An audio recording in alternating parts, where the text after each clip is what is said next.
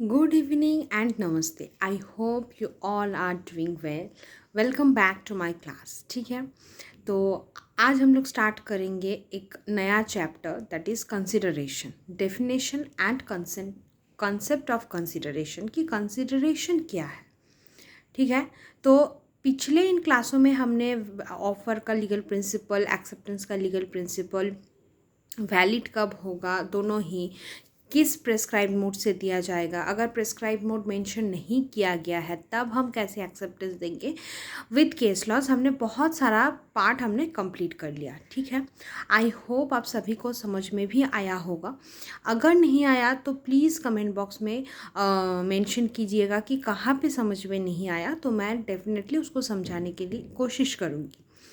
And class शुरू करने से पहले इट्स माय रिक्वेस्ट कि please like, share and subscribe my channel as it really helps me a lot. Actually it motivates me कि मैं एक और नए वीडियो बनाऊँ आप लोगों के साथ। ठीक है, तो बिना टाइम वेस्ट किए हुए आज का क्लास शुरू करते हैं। तो आज का क्लास डील करता है कंसिडरेशन के बारे में। ठीक है, तो पहले हम इंट्रोडक्शन पढ़ेंगे कि एक्चुअली कंसिडरेशन क्या है, फिर वेरियस जूरिस्ट्स कंसिडरेशन को कैसे डिफाइन किया है वो हम पढ़ेंगे। ठीक है, consideration, it is one of the essential element and a prerequisite condition to support a transaction or agreement as to make it legally enforceable. तो एसेंशियल कंसिडरेशन को हम एक एसेंशियल एलिमेंट मानेंगे जो सपोर्ट करता है एक एग्रीमेंट को लीगली एनफोर्स करने से। ठीक है, तो एक एग्रीमेंट को लीगली एनफोर्सेबल बनाने का एक अहम एलिमेंट है consideration. As a consequence, a contract results where one party promises to do something in exchange for something in return. Consideration in its loose sense means something in return of something, and this expressed by the Latin maxim quid pro quo. ठीक है, तो consideration का मतलब ही something that is promises to do something in exchange of something, किसी चीज़ के बदले किसी चीज़ को करना।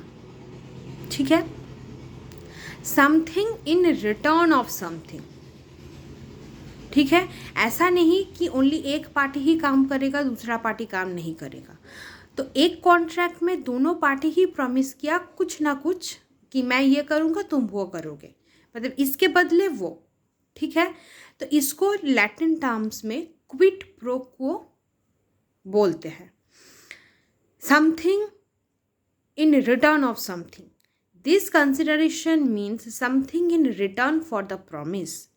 तो अब एक कॉन्ट्रैक्ट में एक प्रॉमिस, एक पार्टी तो एक प्रॉमिस ही करेगा ना। तो एक पार्टी फॉर एग्जाम्पल प्रॉमिस किया, उसके बदले में दूसरा पार्टी कुछ प्रॉमिस किया, दैट इज कंसिडरेशन। तो पहले एक पार्टी प्रॉमिस किया, फिर उस प्रॉमिस के बदले दूसरा पार्टी ने कुछ प्रॉमिस किया। ठीक है, broadly speaking consideration is the price paid by one party for promise of another. हम ब्रॉडली ये कह सकते हैं कि कंसिडरेशन एक प्राइस पेड है जो पेड करता है एक पार्टी दूसरे पार्टी के प्रॉमिस के। ठीक है, तो दूसरा जो पार्टी प्रॉमिस किया उसके ऊपर एक व्हाट आई से, मतलब the price paid by one party for promise of another, दूसरे पार्टी के प्रॉमिस के ऊपर ये दूसरा पार्टी एक प्राइस पेड किया। ठीक है, that the presence of consideration is one of the essential of a valid contract is evident from the general rule in India embodied in section 25 of Indian Contract Act कि consideration के बगैर हम contract को enforceable नहीं करा सकते। It is already mentioned in section 25 of Indian Contract Act that an agreement without consideration is expressly declared to be void. Consideration के बगैर agreement void है, कोई भी वैल्यू नहीं है उस टाइप का एग्रीमेंट जिसमें कंसिडरेशन नहीं है।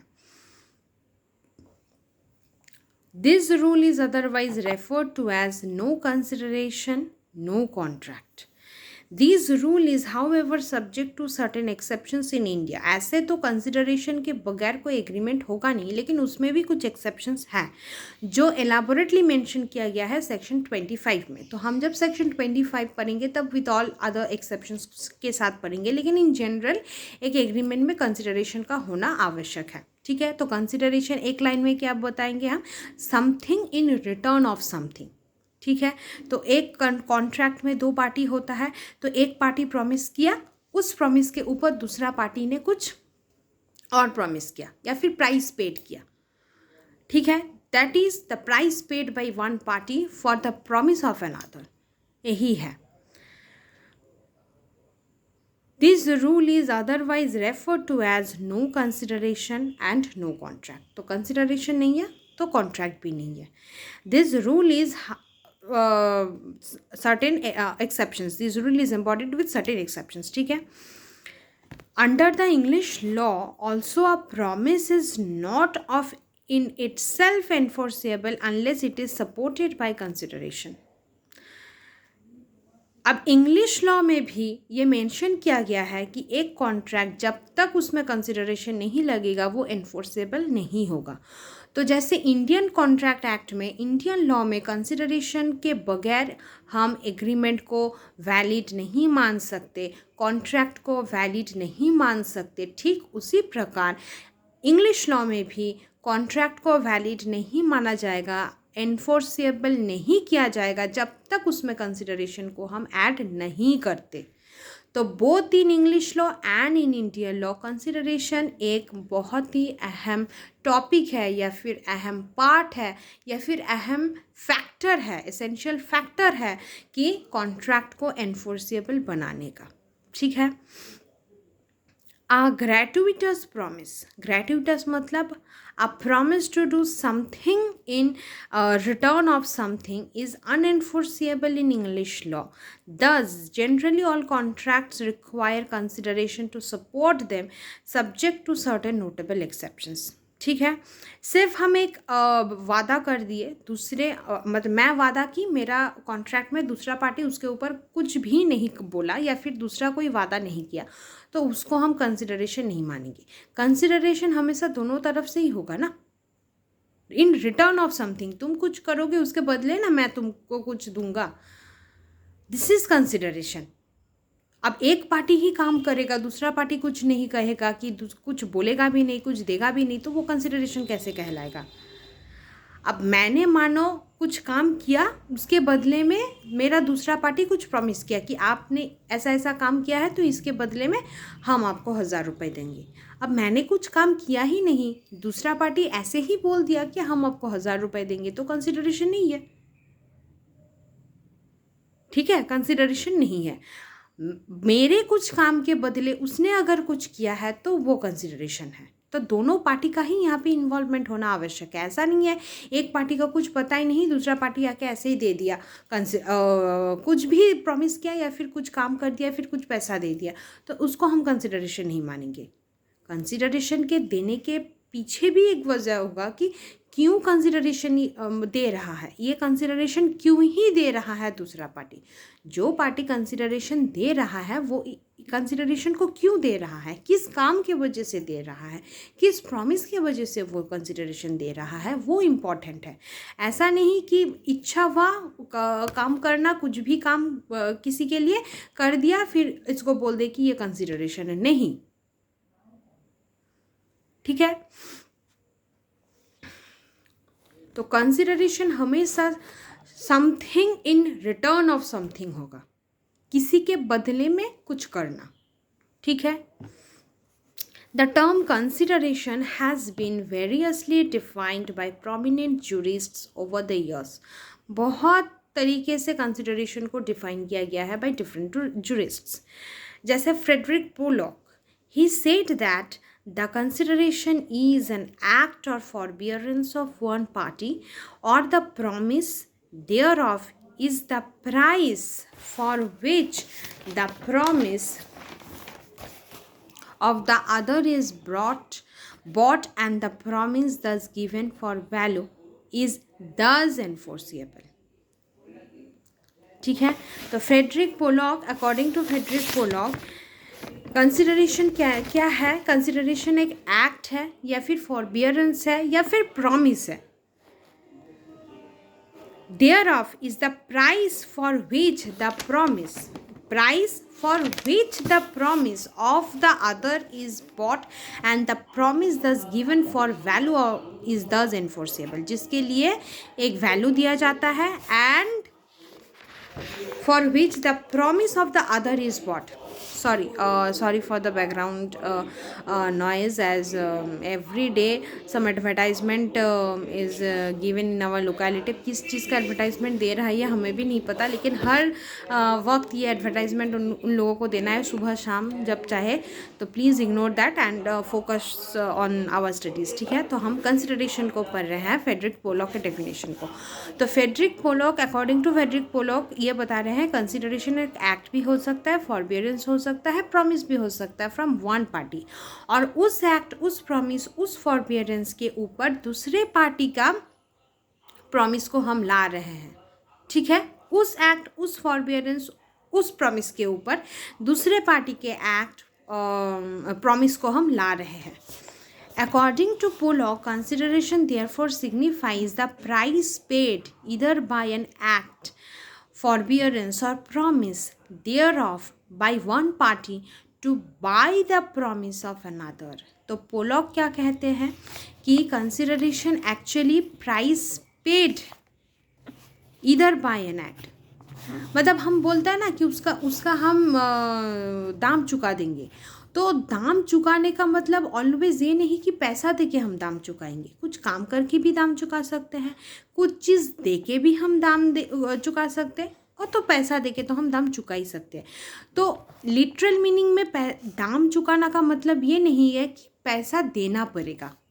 तो वो प्राइस पेड, वो एक्चुअली प्राइस पेड हम कैसे कर सकते हैं? बाय एन एक्ट, बाय फॉरबियरेंस और प्रॉमिस, किसी एक्ट के द्वारा, या फिर फॉरबियरेंस मतलब रोकने, कुछ काम को रोकने के लिए, फॉरबियरेंस एंड प्रॉमिस, वादा करके.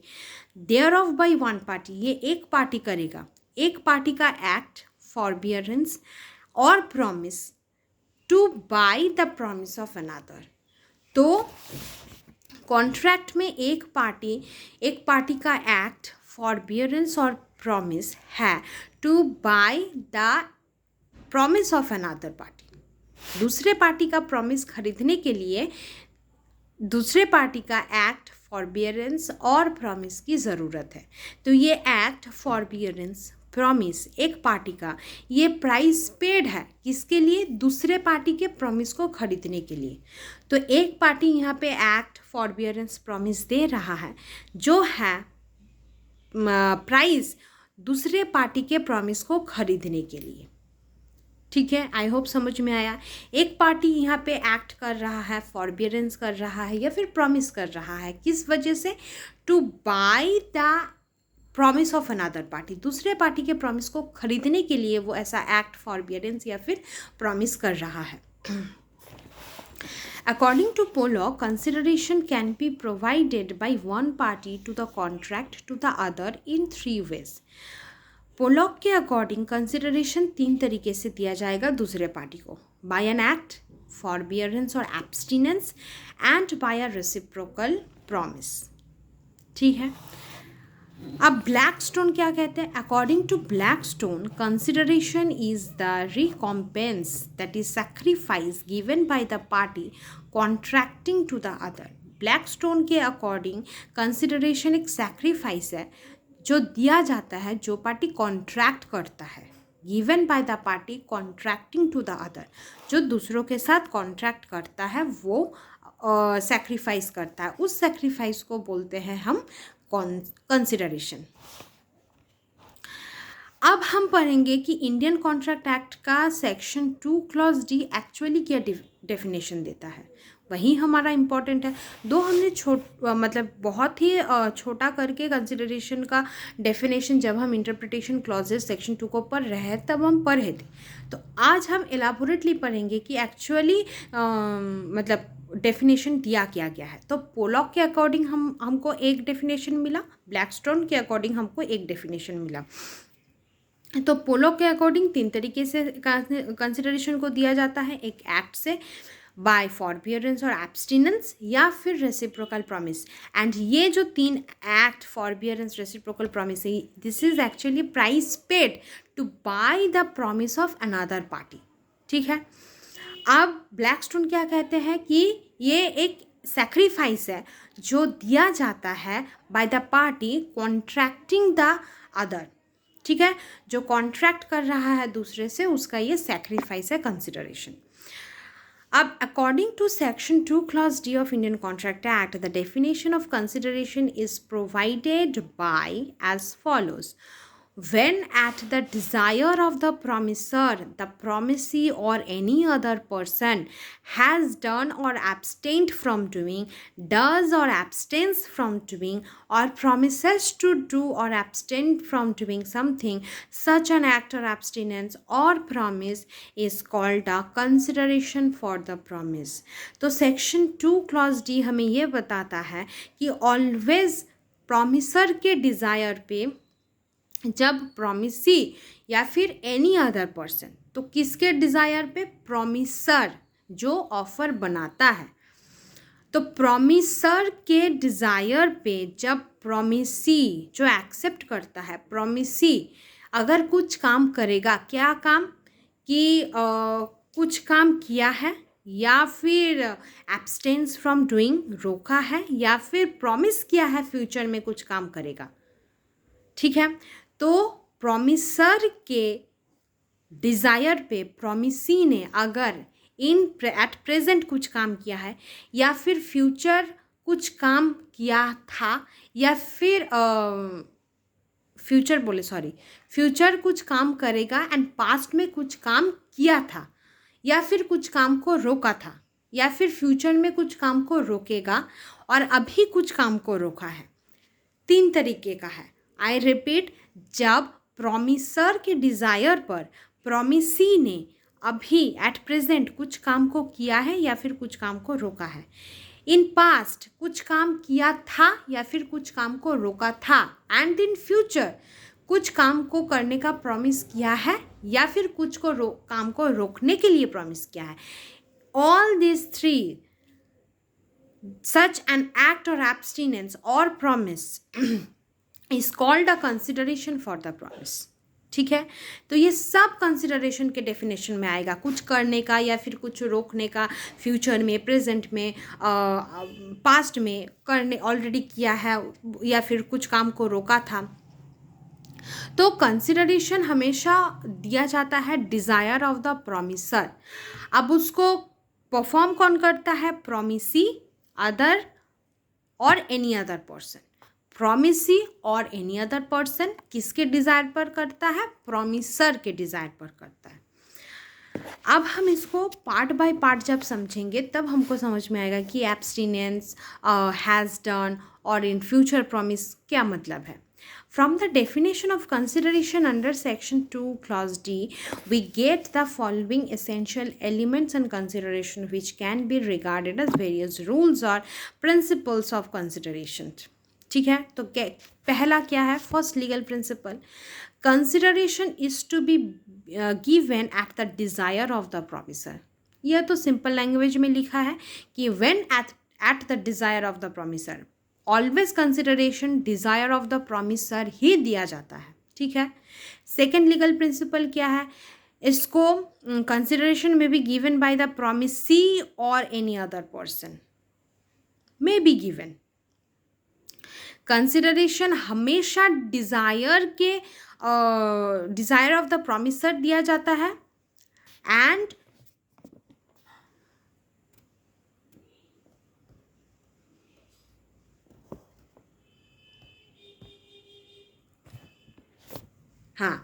and consideration may be given by the promisee or any other person. तो consideration desire of the promiser के द्वारा दिया जाएगा, ये तो फिक्स्ड है, at the desire of the promiser. And second, it may be given इसमें कोई फिक्स्ड रूल नहीं है, दे भी सकता है, मे be given by the promisee और बाय एनी अदर पर्सन। तो पहले जो प्रोमिसर ने किया उसके ऊपर कंसिडरेशन कौन दे सकता है, प्रोमिसी या फिर any other person. I repeat, पहले कंसिडरेशन प्रोमिसर अपने डिज़ायर पे देगा, तो जो प्रोमिसर ने किया उस प्रॉमिस के ऊपर कंसिडरेशन प्रोमिसी या फिर एनी अदर पर्सन दे सकता है। ठीक है। Third legal principle, consideration may be past, may be present और future in so far the definition says. ठीक है, जैसे पास्ट कंसिडरेशन क्या है, हैज़ डन और abstained from doing. Has done कर चुका है और एब्सटेन्ड फ्रॉम डूइंग किसी को रोका था, सिग्निफाइंग पास्ट कंसिडरेशन। डज और एब्सटेन्स फ्रॉम डूइंग कर रहा है या फिर किसी को रोक रहा है, सिग्निफाइंग प्रेजेंट कंसिडरेशन।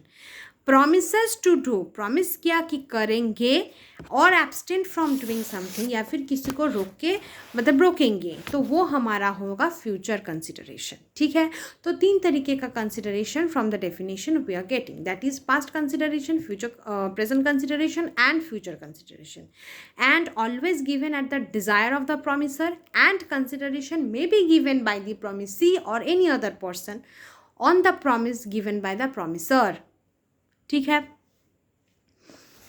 अब एन एक्ट क्या है, it means something is done by someone who is otherwise legally bound to perform under a contract. Example के साथ समझेंगे, A has employed B as a computer analyst. Computer analyst के position पे A ने B को employ किया in his company for ₹25,000। तो ए के कंपनी में बी को एज अ कंप्यूटर एनालिस्ट के पोस्ट में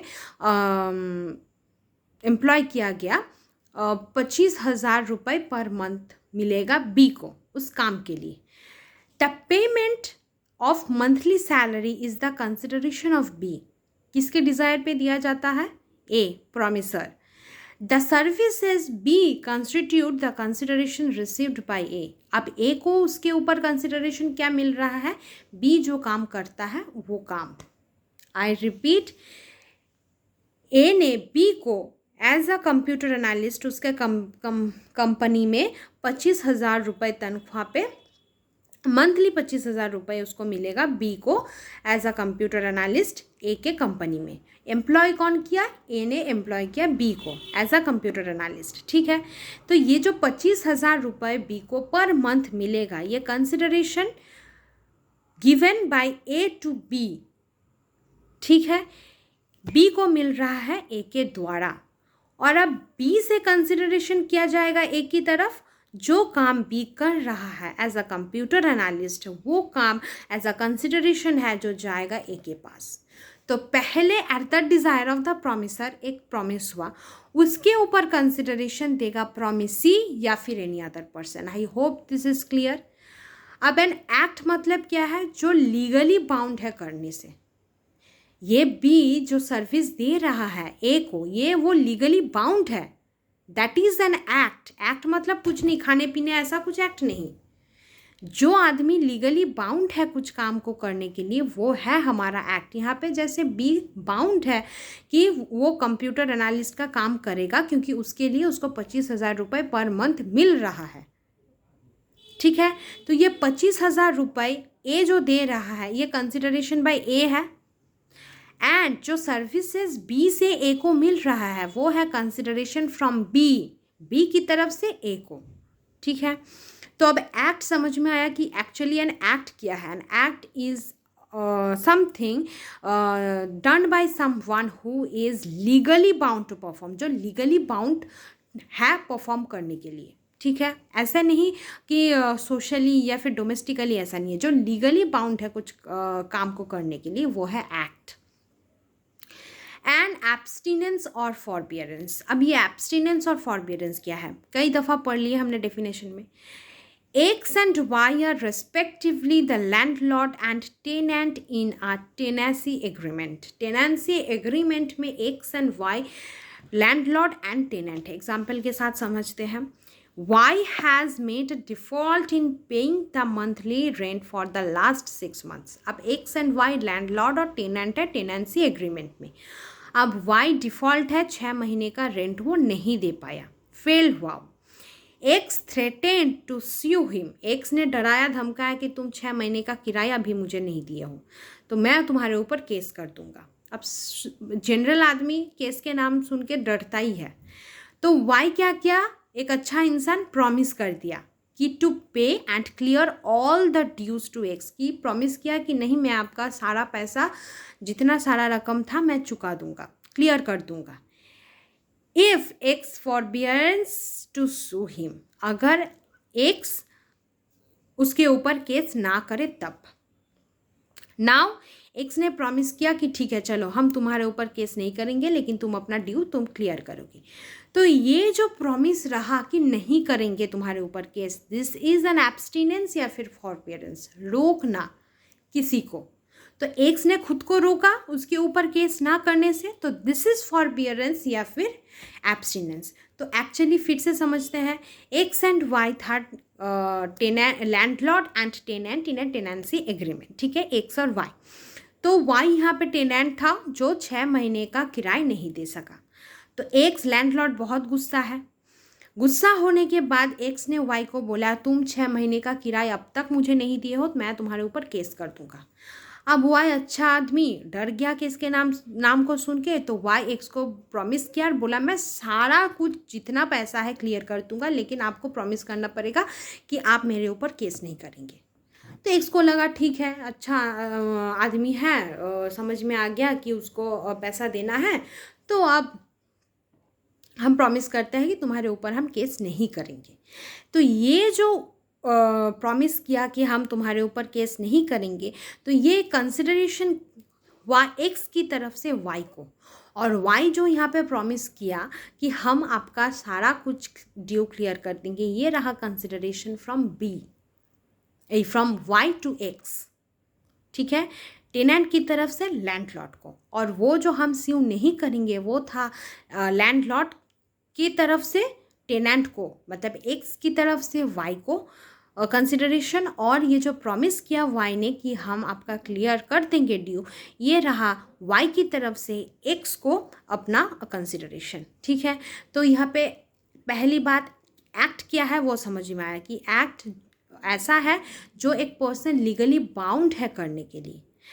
दूसरा है एन एब्सटिनेंस और फॉरबियरेंस, मतलब रोकना किसी को.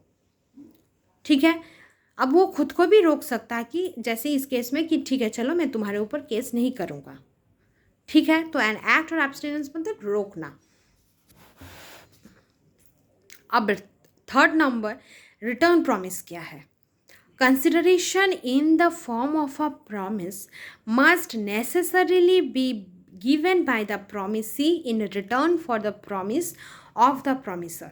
जनरली कंसिडरेशन को देना है बाय द प्रॉमिसी के द्वारा, किसके रिटर्न पे, bye the promise of the promiser. पहले ही डेफिनेशन के लाइन फर्स्ट लाइन है eight the desire of the promiser. तो पहले प्रॉमिसर अपना प्रॉमिस किया, उसके ऊपर प्रॉमिसी ने अपना प्रॉमिस किया. तो पहले प्रॉमिस करेगा प्रॉमिसर, उसके ऊपर कंसिडरेशन देगा प्रॉमिसी या फिर एनी अदर पर्सन. ठीक है, एग्जाम्पल क्या है, P agrees to sell his car to Q. P ने एग्री किया कि वो उसका कार सेल करेगा क्यू को, कितने रुपए में, 50,000 रुपये में. Here Q's promise to pay the sum of money is the consideration for P's promise to sell the car. यहाँ पे जो क्यू प्रॉमिस किया कि हम आपको 50,000 रुपये दे देंगे, तो ये जो प्रॉमिस है क्यू के द्वारा, ये किस प्रॉमिस के ऊपर मतलब का है कंसिडरेशन, जो पी ने बताया था कि वो उसका कार सेल करेगा क्यू को. तभी तो क्यू ने प्रॉमिस किया कि हाँ मैं आपको 50,000 रुपये दूंगा. तो यहाँ पे पहले पी ने ऑफर किया कि प्रॉमिस किया कि वो अपना कार सेल करना चाहता है 50,000 रुपये में क्यू को. तो पहले ये प्रॉमिस हो गया, पी ने किया क्यू से, फिर क्यू उसके ऊपर प्रॉमिस किया कि मैं 50,000 रुपये आपको पे कर दूंगा इस कार के लिए. ठीक है, अच्छा, तो आई होप ये एक्ट क्या है, फॉरबियरेंस क्या है, रेसिप्रोकल प्रॉमिस क्या है, तो इन तीनों टर्म को हम डेफिनेशन में ऑलरेडी पढ़े हैं। तो एक्चुअली कंसिडरेशन क्या है, something in return of something. तो यहाँ पे पहला प्रॉमिस करेगा प्रॉमिसर, उसके ऊपर प्रॉमिस करेगा प्रॉमिसी या फिर एनी अदर पर्सन। ठीक है, तो यहाँ पे प्रॉमिस क्या है, दिस इज द कंसिडरेशन। पहले कंसिडरेशन देगा प्रॉमिसर, फिर उसके ऊपर कंसिडरेशन देगा प्रॉमिसी और एनी अदर पर्सन। ठीक है, तो कंसिडरेशन तीन तरीके का हो सकता है, पास्ट, प्रेजेंट, फ्यूचर। अब कंसिडरेशन दिया भी जा सकता है बाय एन एक्ट, बाय फॉरबियरेंस और बाय रेसिप्रोकल प्रॉमिस। इन तीनों तरीके से ही कंसिडरेशन को दिया जा सकता है। ठीक है, तो ये रहा हमारा पूरा कंसिडरेशन का डेफिनेशन को एलाबोरेटली समझना। ठीक है, अब पहले शुरू करते हैं legal principles as to consideration. तो पहले फर्स्ट प्रिंसिपल क्या है, consideration must be given at the desire of the promiser.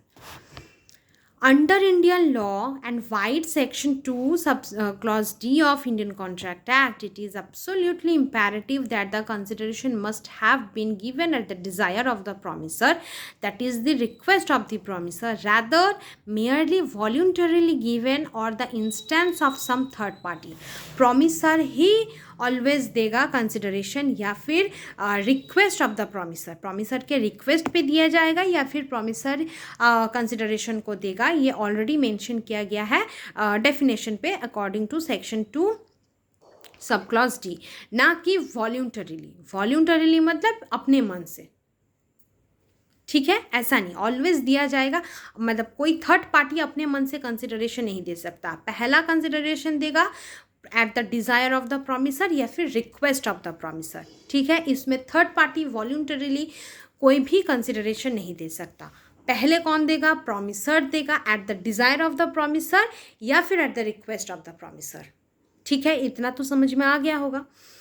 Acts done voluntarily signifies it is a gratuitous act, and such an act do not constitute good consideration in the eyes of law.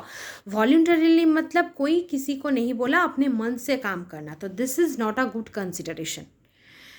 Likewise, an act done in the eyes of law at the request of a third party also do not constitute good consideration.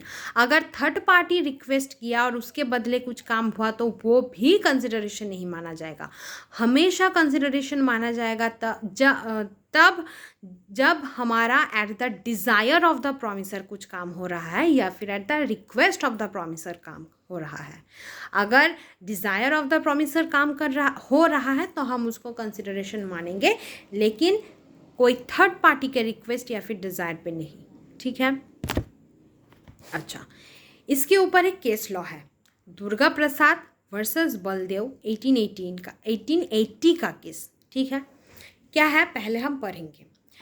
Facts of the case. The plaintiff Baldev, at the desire and the request of the collector of a town, expended money in the construction of a market in the town. Subsequently, the defendants Durga Prasad and others were allotted shops in the market. तो पहले plaintiff यहाँ पे बलदेव वो at the desire and request of the collector of the town. तो बलदेव किसके request पे काम कर रहा है, कलेक्टर ऑफ अ टाउन। तो बलदेव जो प्लेंटिफ है वो at the request of the collector अपने जो पैसा का हिस्सा था, मानो वो 10% पैसा देगा, तो कलेक्टर के रिक्वेस्ट पे वो 10% को बढ़ा के 30% कर दिया कि ठीक है हम आज से 30% पैसा हम देंगे। और यहाँ पैसा देने के बाद जो मार्केट तैयार होगा उस मार्केट पे एक एक दुकान दिया जाएगा डिफेंडेंट्स को। डिफेंडेंट कौन है, दुर्गा प्रसाद एंड अदर्स। ठीक है, ऐसा एक पूरा कॉन्ट्रैक्ट हुआ कि कलेक्टर ऑफ टाउन के डिज़ायर से बलदेव ने अपने हिस्से का पेमेंट एक्सपेंड किया, जिससे मार्केट रेडी होगा, तैयार होगा, एंड उसके बाद जितना सारा डिफेंडेंट है उसको एक एक शॉप मिलेगा। ठीक है, उस मार्केट पे। Since the plaintiff had paid the money for the construction of the market, the defendants, in consideration thereof, made a promise to pay to the plaintiff commission on the articles sold through their respective shops in their market. तो बलदेव यहाँ पे अपना पैसा increase किया construction के लिए, तो यहाँ पे डिफेंडेंट भी बोला कि ठीक है, हम लोग अपने दुकान से जो जो भी चीज़ें बेचेंगे उसमें जो कमीशन होगा तो वो हम आपको देंगे, मतलब प्लेंटिफ को देंगे. Later, the defendant, however, failed to pay promised commission. The plaintiff brought an action for the recovery of commission. अब यहाँ पे एक question I will ask, will the plaintiff succeed? Plaintiff क्या उन लोगों के ऊपर केस कर सकता है? अगर नहीं कर सकता है तो क्यों नहीं कर सकता? ठीक है, तो फिर से हम केस लॉ को एक बार बोल देते हैं, शायद बहुत जनों को समझ में ना आया हो. तो यहाँ पे हमारा प्लेंटिफ है बलदेव, ठीक है, जो कलेक्टर ऑफ टाउन के रिक्वेस्ट पे अपना पैसा एक्सपेंड किया मार्केट के कंस्ट्रक्शन के खर्चा उठाने के लिए. मतलब पहले वो 10% 100 रुपये देता था, अब वो 500 रुपये करके देगा. ठीक है, तो plaintiff request of the collector of town. कौन रिक्वेस्ट किया प्लेंटिफ को? Collector of the town request किया कि आप अपने पैसे को बढ़ा दे तो ये हमारा मार्केट कंप्लीट हो जाएगा. तो मार्केट अगर कंप्लीट हो जाएगा तो उसमें डिफेंडेंट को सब डिफेंडेंट को एक एक दुकान मिलेगा. ठीक है, तो प्लेंटिफ बलदेव कलेक्टर की बात मान लिया, अपने पैसे को बढ़ा दिया, फिर कंस्ट्रक्शन ऑफ मार्केट चालू भी हो गया. तो चालू होने के बाद डिफेंडेंट ने ये प्रॉमिस किया प्लेंटिफ से, बलदेव से, कि हमारे दुकान से जो जो चीज़ें बेचेगा उसका कमीशन हम आपको देंगे. लेकिन बाद में डिफेंडेंट फेल हो गया, पैसा नहीं दे पाया. तब प्लेंटिफ ने उनके ऊपर केस कर दिया. क्या प्लेंटिफ केस कर सकता है? क्या वो सक्सीड करेगा इस केस में? सोचो. तो हम तो बता ही देंगे, लेकिन जो कोई भी बाद में वीडियो देखेगा ना, तो प्लीज़ मैं जो पढ़ाई हूँ और उसके ऊपर मतलब समझ के सोच के पहले आप आंसर कमेंट बॉक्स में देंगे, फिर मैं जो आंसर दे रही हूँ उसको आप चेक करेंगे. ठीक है, तो क्या होगा, पहले अगर ऐसा क्वेश्चन हमारा जुडिशरी में आएगा मेंस में लिखने के लिए, तो किस तरीके से हम लिखेंगे? पहले तो लिखेंगे कि कंसिडरेशन का कंसेप्ट क्या है. एज वी ऑल नो कि ये कंसिडरेशन के ऊपर ही हमारे ये क्वेश्चन है. तो पहले हम कंसेप्ट ऑफ कंसिडरेशन को लिखेंगे छोटा करके, फिर लिखेंगे कि सेक्शन 2 क्लॉज डी में कंसिडरेशन का डेफिनेशन क्या दिया है वो हम लिखेंगे. ठीक है, फिर हम इस पूरे फैक्ट का जो फैक्चुअल प्रॉब्लम है उसको शुरू करेंगे लिखना. कैसे लिखेंगे? The given problem falls or the factual situation within the purview of the definition of consideration under section 2 clause D as stated above. ऐसा करके हम स्टार्ट करेंगे. पहले कंसेप्ट बोलेंगे कि एक्चुअली कंसिडरेशन का कंसेप्ट क्या है, फिर हम डेफिनेशन बोलेंगे कि सेक्शन 2 क्लॉज डी में उसका डेफिनेशन क्या दिया हुआ है, फिर हम बोलेंगे कि ये जो गिवन प्रॉब्लम है ये उस डेफिनेशन के अंदर या फिर तहत मतलब डील करता है. ठीक है, interpreting the definition of consideration, we derive at an essential legal principle of consideration, that is, consideration must be given at the desire of the promisor. तो पूरा डेफिनेशन पढ़ के एंड प्रॉब्लम पढ़ के हमें ये समझ में आया कि ये डील करता है फर्स्ट लीगल प्रिंसिपल से, जो है हमारा कंसिडरेशन हमेशा दिया जाता है eight the desire of the promiser. ठीक है, कैसे लिखा जाता है एक्चुअली आंसर समझ में आया. पहले कंसेप्ट लिखेंगे, फिर डेफिनेशन लिखेंगे, फिर हम बोलेंगे कि ये जो प्रॉब्लम है, गिवन प्रॉब्लम है, ये हमारा उस डेफिनेशन के तहत होता है. ठीक है, कंसिडरेशन सेक्शन 2 क्लॉज डी के तहत ये कंसिडरेशन में डील करता है. फिर हम बोलेंगे कि हम पूरे प्रॉब्लम को पढ़ के एंड डेफिनेशन को पढ़ के हमें ये समझ में आया कि ये गिवन प्रॉब्लम हमारा डील करता है फर्स्ट लीगल प्रिंसिपल, जो कि डील करता है consideration always be given at the desire of the promiser. ठीक है, फिर बाद में हम आंसर को एलाबोरेट करेंगे. In the given situation, Baldev has expended money in the construction of a certain marketplace in a town on being requested to do so and at the desire of the collector of town. तो question पढ़ के हमें ये तो पहले line में ही समझ में आ गया कि बलदेव को जो पैसा बढ़ाने का रिक्वेस्ट कर रहा है वो कलेक्टर है कि आप कंस्ट्रक्शन में पैसा को बढ़ा दें तो डिफेंडेंट को, हर एक डिफेंडेंट को एक शॉप करके मिलेगा. तो वो खुद के डिज़ायर पे नहीं काम कर रहा है, बलदेव खुद के डिज़ायर पे काम नहीं कर रहा है, काम कर रहा है तो कलेक्टर ऑफ द टाउन के डिज़ायर पे. When shops were allotted to different shopkeepers, they out of gratitude, ऐसे ही मतलब चलो हमारे लिए ये अपना पैसा बढ़ा दिए तो हम ऐसे ही ग्रैटिट्यूडली शॉपकीपर्स ने बोले कि हमारा जो कमीशन होगा बेचने के बाद चीज़ें वो कमीशन हम आपको देंगे. ठीक है. Since the plaintiff has sent money for the construction of the market, subsequently, however, the defendant failed to fulfill their promise. Baldev, being the plaintiff, has brought an action to recover the promised commission, but in accordance to law, plaintiff will not succeed since the agreement was void for want of good consideration. White section 25. यहाँ पे good consideration नहीं मिल रहा था, ग्रैटिट्यूसली बोल रहा था shopkeeper कि हम आपको वो कमीशन देंगे.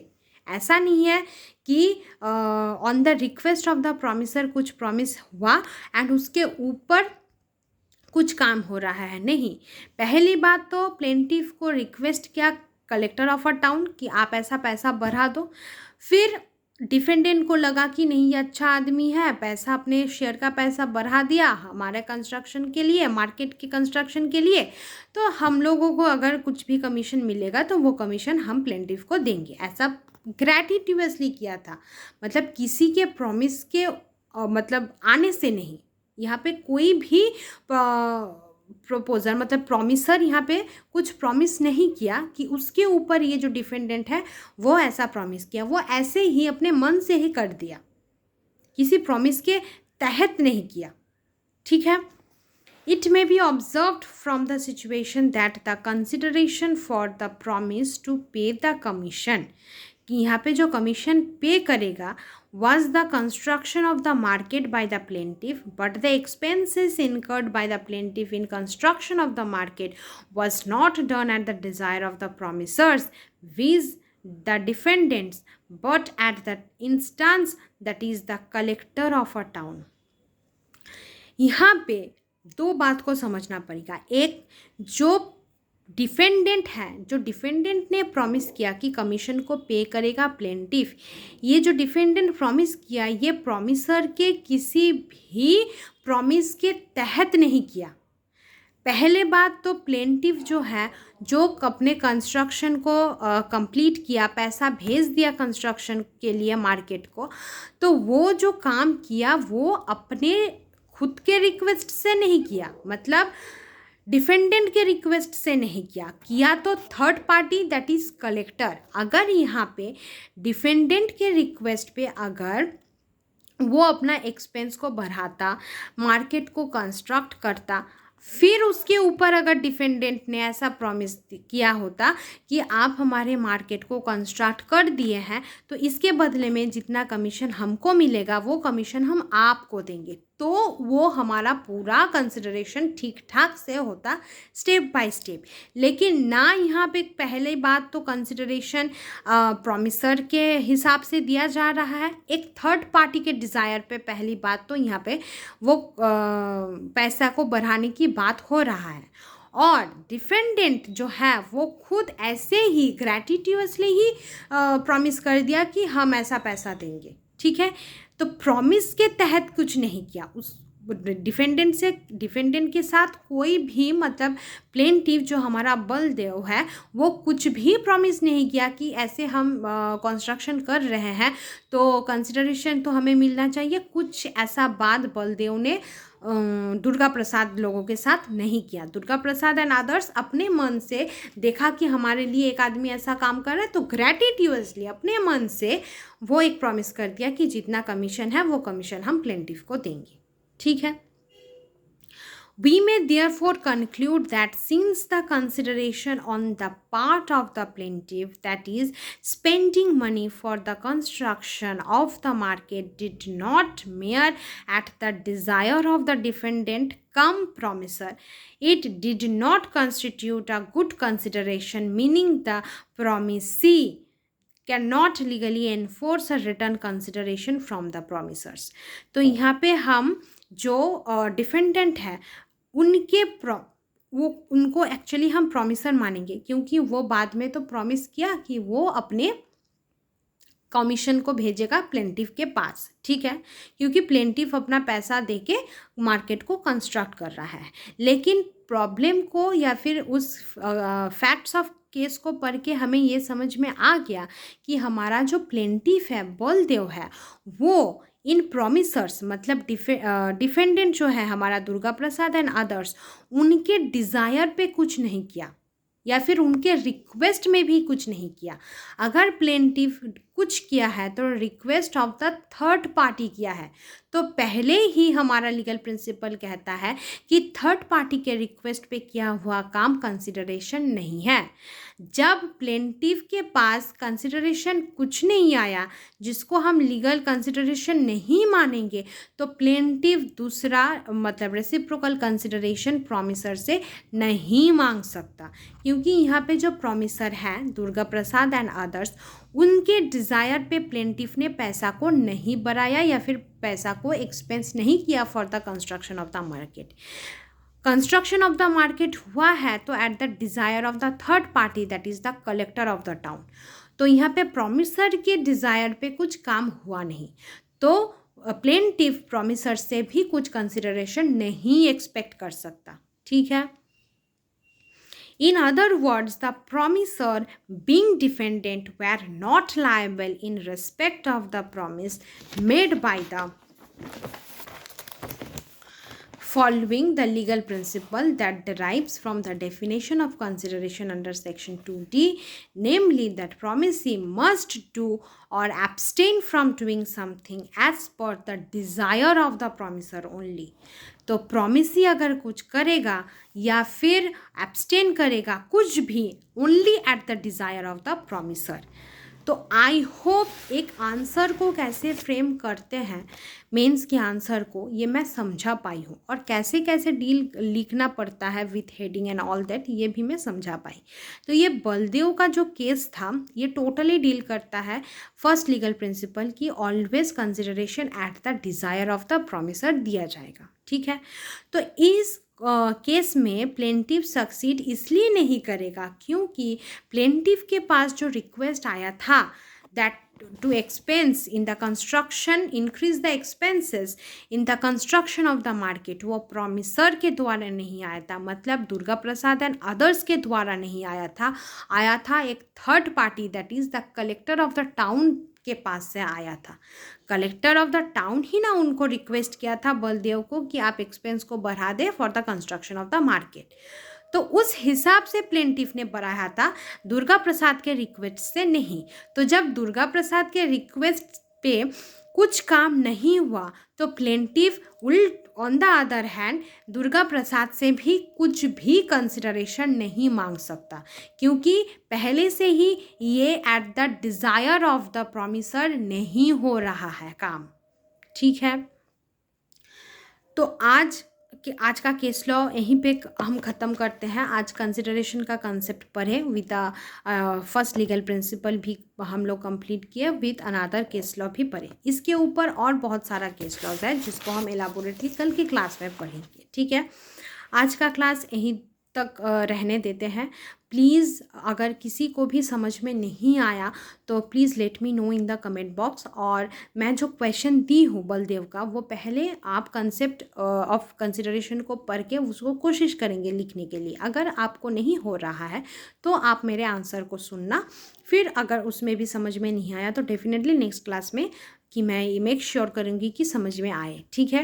And it's my before the ending of class, it's my humble request I can say to you all कि please do like share and subscribe my channel, as it really motivates me हर रोज़ आप लोगों के साथ जुड़ना, एक नया वीडियो बनाना, एक नया क्लास करना, ठीक है। तो थैंक यू फॉर ऑल।